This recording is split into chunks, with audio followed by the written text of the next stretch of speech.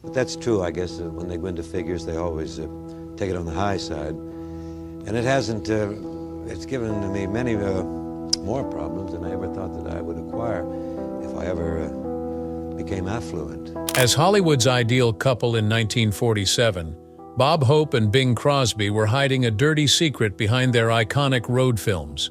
Crosby rejected his roasts, said he was a talentless hack, and forbade his wife from mingling with others. After all these years, the truth about how two comedy icons became rivals, and how a startling act of treachery drove a wedge between them, eventually came to light. The London district of Eltham is the site of Bob Hope's birth, which took place on May 29, 1903, as Leslie Towns Hope.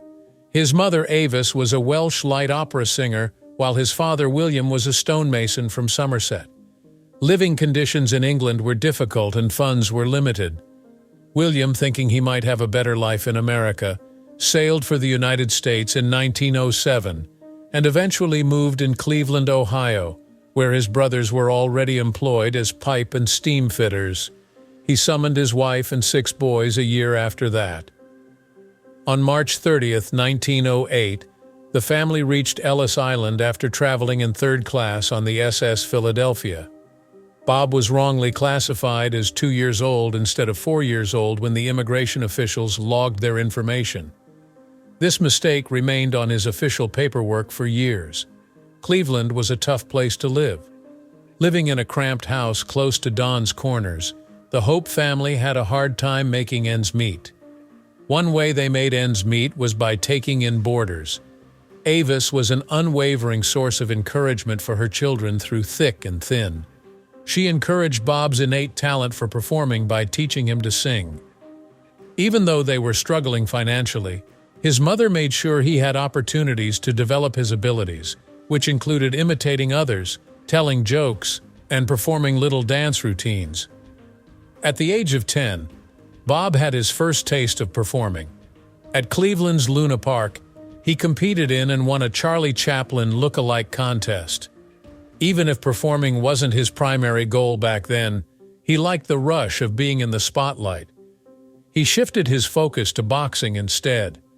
Wearing the moniker Pachi East in honor of boxer Pachi McFarland, he took part in the 1919 Ohio Novice Boxing Championships.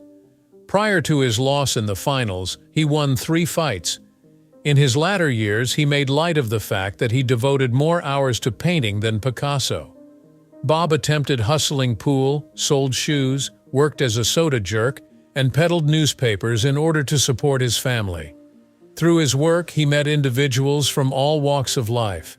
Without realizing it, he was observing their every action, word, and laugh, and this information would eventually inform his comedic style. In the 1920s, Bob began to place a higher value on his performances.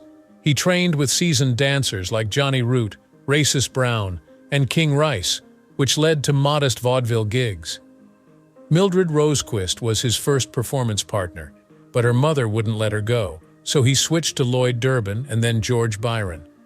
He started off playing at more intimate settings, such as the Bandbox Theater in Cleveland.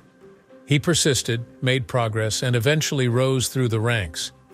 In 1931, he had made it to the Palace Theater in New York City, which was one of the largest vaudeville stages in the nation. Bob honed his skills in vaudeville. At a period when most comics relied on scripted routines, he honed a style that was more spontaneous. Instead of delivering scripted jokes, he preferred to engage with the crowd. What made his performances unique was the combination of dancing and snappy one-liners. He transitioned from vaudeville to radio in the late 1930s. In 1935, he hosted The Intimate Review, and from 1935 to 1936, he hosted The Atlantic Family, his first radio performances. He became a household name because to the Pepsodent Show with Bob Hope, but his early appearances on other shows helped him gain recognition. The program was a smashing success the moment it premiered on NBC. It peaked in the early 1940s and remained in the top 5 for over a decade, dominating American television. In anticipation of Hope's weekly remarks, millions of listeners tuned in each week. He had a unique approach compared to other comedians of his period.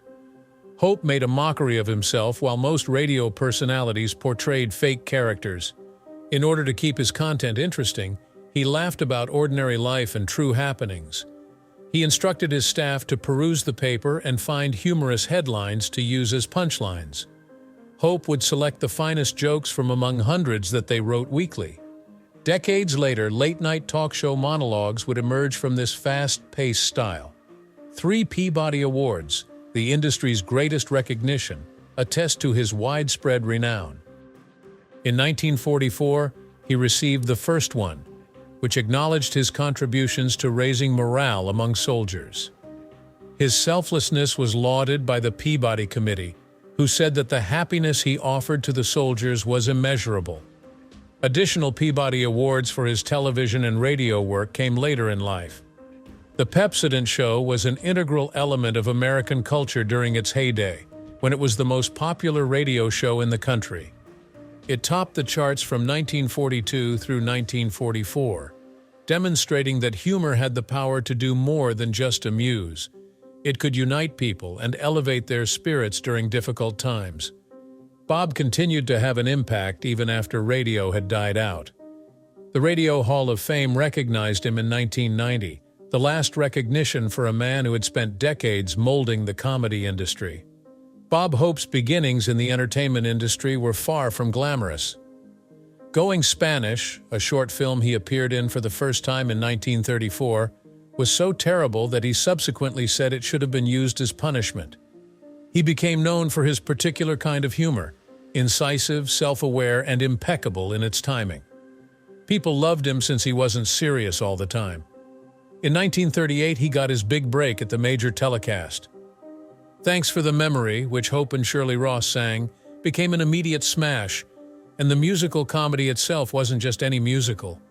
The tune stayed with me forever, and the words were touching and clever. The song became an integral part of who he was, embodying the qualities that made him special: charisma, humor, and authenticity. Hope had already achieved radio stardom by the late 1930s, but breaking into Hollywood presented a unique difficulty. In his cinematic performances, he often portrayed the part of the brash, self-assured person who got himself into sticky situations, capitalizing on his natural, humorous manner. An excellent example of this type of film is The Cat and the Canary, 1939, which combined horror and comedic elements. Hope portrayed a neurotic hero who became imprisoned in a haunted home. People couldn't get enough of him because he managed to strike the perfect mix of seriousness and comedy. The year 1940 saw the release of Road to Singapore, the first song of a famous run. Hope co-starred alongside Bing Crosby and Dorothy Lamour in this series of pictures called Road. Music, adventure, and non-stop comedy, that was everything in these flicks.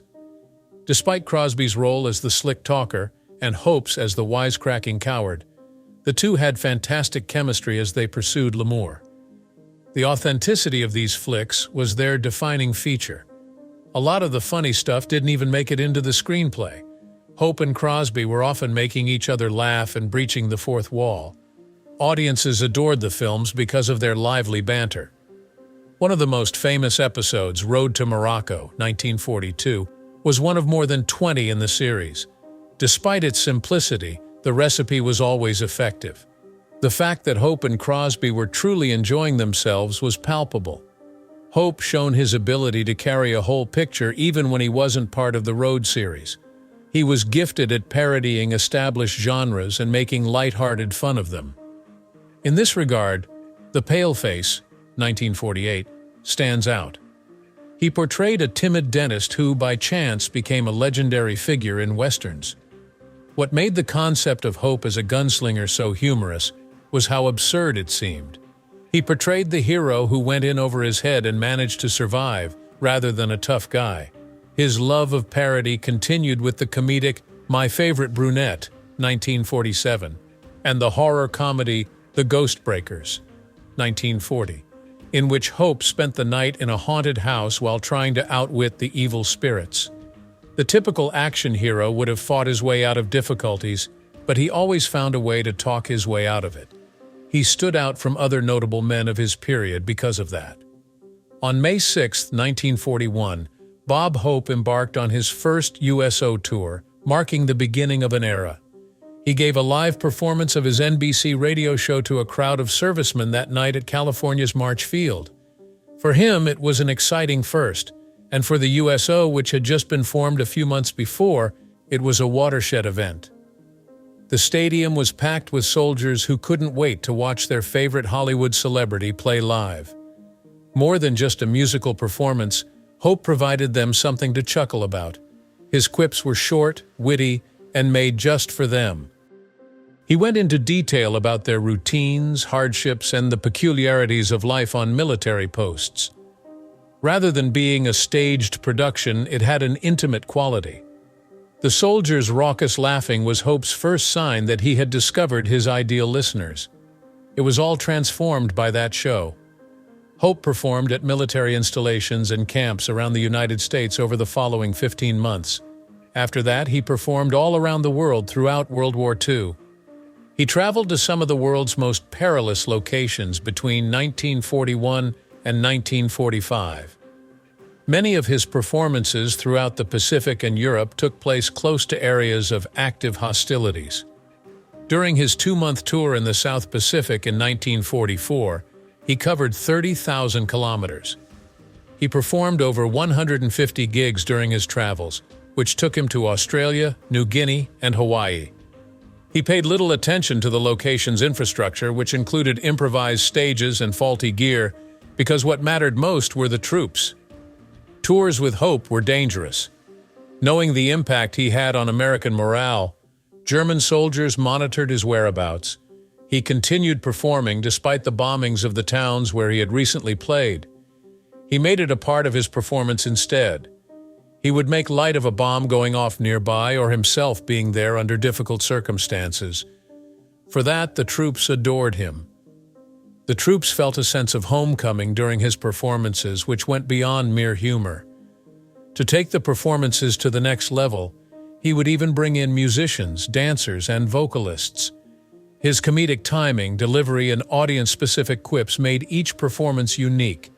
He was engaging with the troops on a deeper level than simply amusing them. Hope evolved from a stand-up comic into a symbol of strength and encouragement. The troops perceived him as a fellow soldier who could relate to their plight. Performing in sub-zero temperatures and occasionally within miles of combat zones, his Christmas performances were particularly significant during the Korean War. Despite receiving criticism at home, he continued to show up for the troops in Vietnam, a country with a mixed public opinion on the war. Tours in Vietnam were among his most successful, and he often performed with A-listers like Anne Margaret and Raquel Welch. Stages were strategically placed in various areas to throw off attackers, as part of the meticulously orchestrated performances. Many of the troops had never been to a live concert before, much less one including domestic superstars. Therefore, these performances left an indelible impression on them. Hope's commitment remained unwavering. During Operation Desert Shield in 1990, he traveled to Saudi Arabia at the age of 87. He had been singing for troops for over half a century at that point, with 57 USO tours spanning different conflicts and continents. The honorable veteran designation he received from Congress in 1997 was the highest accolade he ever received. Before his first breakthrough on April 9, 1950, with NBC's Star-Spangled Review, Bob Hope had dabbled with television, hosting the first commercial broadcast on Los Angeles' KTLA in 1947. On this show, Hope showcased his witty monologues, comedic skits, and musical talents. Coming from radio, where he had established a dedicated following, it seemed an obvious next step. Live from New York, the show launched his lengthy association with NBC. Hope avoided the commitment of a weekly series in favor of doing TV specials. Because of this choice, he was able to keep working on films and USO tours without sacrificing quality.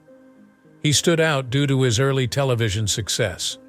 A long-term deal he inked with NBC in 1950 guaranteed his airtime for decades to come. Despite the challenges faced by many radio performers when transitioning to television, Hope's delivery and timing were spot on. He had already achieved superstar status by the early 1950s. A long-running custom emerged from his Christmas specials. Even though he began entertaining American troops during 1-2, it wasn't until 1954 that he started taping his shows for television.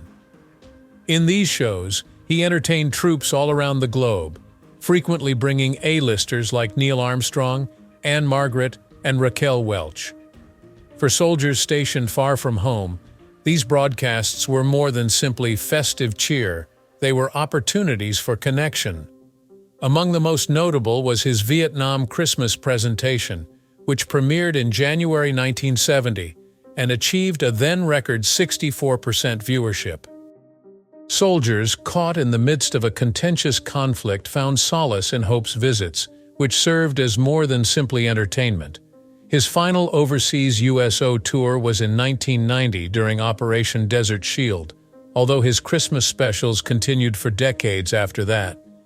In these performances, he proved that he was more than just a comic. He was a patriot who utilized his gift to inspire others in the military. The structure of his TV specials would go on to impact late-night talk shows and variety shows. With wit and quickness, he addressed current issues in his introductory speeches. Every special he did had musical performances, comedic sketches, and appearances by famous people. Even when he was performing alongside A-list Hollywood actors, his hilarious approach made him easy to relate to. He was also the host of the 1963-1967 anthology series, Bob Hope Presents the Chrysler Theater, which included both serious plays and variety shows. It was a demonstration of his versatility as a musician and a producer. His legacy, which included hosting over 300 television programs from 1950 to 1996, had an impact on American entertainment. In the meanwhile, Bob Hope's romantic life was a jumble of paradoxes. Little is known about his first marriage, which was to Grace Louise Troxell. In Erie, Pennsylvania, on January 25, 1933, they tied the knot while they were both vaudeville performers. The union ended in November 1934. What makes this case unique is that Hope later denied the event had occurred. Publicists went so far as to say the marriage license was an error, even though court documents showed that this was not the case. Hope continued to discreetly send Troxell money throughout her life despite this rejection. Even after he denied ever being her husband, she continued to receive financial assistance from him until her death in 1976 at 65 years of age. Looking at the time makes the narrative increasingly weirder. Hope started an affair with Ziggy Feld's new vaudeville actress Dolores Reed in the middle of 1933, even though she was lawfully married to Troxell. Despite Hope's subsequent assertions to the contrary, he really wed Reed in February 1934, months before he officially divorced Troxell. The issue this begs is whether Hope was a bigamist or if he fabricated the details of his second marriage. Hope and Reed's wedding photographs and certificate have remained a mystery. Their marriage's legal recognition has been called into doubt by biographers such as Richard Zoglin. Reed showed little concern if it wasn't. She had previously stated that she would not have remained in the marriage if it had not been satisfying. Reed and Hope stayed married for over 70 years until he passed away in 2003. Whatever the reality may be, they stayed together. The happy couple adopted 4 kids from an Evanston, Illinois orphanage: Linda, Anthony, Kelly, and Eleonora. Tracy Shore, daughter of the renowned New York bar owner Bernard Toots Shore, also became their legal guardian. The family kept up a tight public persona despite Hope's many absences and high-profile relationships. Reed was busy taking care of the kids while Hope became a household name in the United States of America. In public, Hope seemed to be a committed husband and devout Catholic, but behind closed doors he was anything but. He had innumerable relationships with young showgirls and actors, some of which were brief while others continued for years. These tales remained concealed because to his charisma and influence, but an affair almost brought him out into the light. Hope crossed paths with the young, gorgeous, and driven Barbara Payton in 1949. Peyton was a Hollywood star on the rise. He continued to pursue Hope despite the fact that she was married. For 6 months, he showered her with gifts and helped her move into an elegant flat. Though they maintained their affair in secrecy, Peyton was eager for more. She insisted on receiving funding and a more substantial dedication. Hope, who is notoriously frugal, declined. He paid her off and moved away in August, ending their relationship so she would stay silent. Their affair was kept under wraps for a long time. Hope persisted in his routine of pursuing other women. His entourage exerted considerable effort to manage his reputation, and any whispers were promptly dispelled. Nevertheless, Peyton finally spoke up in 1956. After her career took a nosedive due to financial difficulties and personal issues, she sold her story to Confidential magazine out of desperation. She revealed something about Hope that no one else had throughout the interview. Describing him as icy, domineering, and merciless, she exposed aspects of their affair that discredited his seemingly innocent reputation. Hope chose to remain silent since he was well aware that speaking out about the controversy would exacerbate the situation. The story died down once his public relations staff contained it, and Hope's career was unharmed. But Peyton didn't have the same good fortune. Her profession never got back on track, and she fell farther into poverty and addiction after speaking out against a big figure in Hollywood. Her fame had faded at the time of her death in 1967. Conversely, Hope persisted in leading a double life. Even though no one outside of Hollywood knew about his romance with Marilyn Maxwell, it had been going on for quite some time. Rosemary Franklin, a former Miss World, was in a relationship with him for about 30 years. During his travels, insiders said, he would have young ladies, including aspiring actors, models, and beauty queens, waiting outside his hotel rooms. Although Hope relished the spotlight, he never allowed his personal life to derail his professional ambitions. She tolerated his infidelity despite Reed's knowledge of it. Whether it was her Catholic religion or just plain old practicality, she stayed in the marriage even though she stated in an interview from 1978 that she never thought her spouse was really honest. No matter what, she never left his side, and no one else ever filled her shoes, no matter how many affairs there were. It was always a mistake for Bob Hope and Bing Crosby to perform together. 5 other duos were passed over when Paramount began casting Road to Singapore. Among them were George Burns and Gracie Allen, Fred McMurray and Jack Oakey, and others. With time running short, the studio had few choices. After his success in The Cat and the Canary, Hope was on the rise as a comedian, but he had not yet achieved cinematic stardom. Paramount took a danger by pairing Crosby with her because of her fame. Even though they had crossed paths on the radio and during live performances, Hope and Crosby were never very close, and the studio wasn't even convinced they would get along. They went with Dorothy Lamour as the leading lady just in case. Because Crosby was the more famous performer, Hope took a back seat. Production began in October 1939, and the chemistry between the leads was instant. As a result of their improvisation, jokes, and fourth-wall breaching, approximately half of the film's dialogue was never in the screenplay. The audience adored it, but director Victor Schertzinger was furious. Hope and Crosby had touched upon something successful with the picture, and Paramount saw promise for more projects in their creative partnership. Their on-screen romance was far from real, yet they continued to work together on 6 more road films. Crosby didn't hold Hope in high esteem behind closed doors. On many occasions, he seriously referred to him as a talentless hack. Hope flourished in social situations and enjoyed being in the company of others, in contrast to Crosby, who was quiet and liked his own company. While Hope circulated among the crew, Crosby remained alone, either reading the race results or just sitting. Even their spouses seldom interacted with one another outside of the office. Other methods as well revealed their dissimilarities. Crosby skipped out on Hope's honorary appearance at the Friars Club roast. People took note of his absence because he was a club board member. "I wasn't hungry." He shrugged when asked why he didn't go, adding that money was another problem. Crosby initially earned nearly twice as much as Hope did in the first road pictures, making him the more prominent star. Hope wasn't happy about it, so he reworked his contract in 1947 to match Crosby's salary. Still, they were always competing with one another. The competition between Bob Hope and Bing Crosby wasn't staged. It was an integral aspect of their performance, a continual volley that enhanced the comedic value of their films.